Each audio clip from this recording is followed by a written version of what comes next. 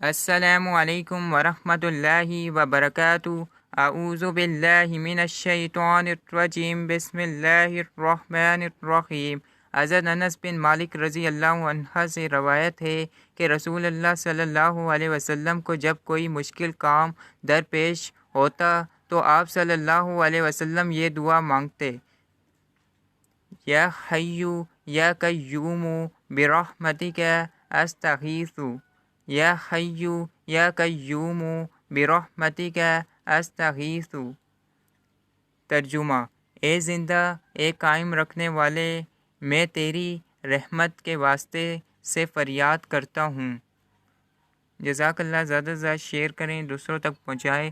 اگر آپ کو ڈیلی کی حدیث پڑھنی ہے یا سننی ہے تو اس چینل کو سبسکرائب کر دے اور بیل آئیکن کی گھنٹی کو دبا دے تاکہ آئندہ آنے والی ویڈیو آپ کے پاس جلد سے جلد آئے۔ جزاک اللہ۔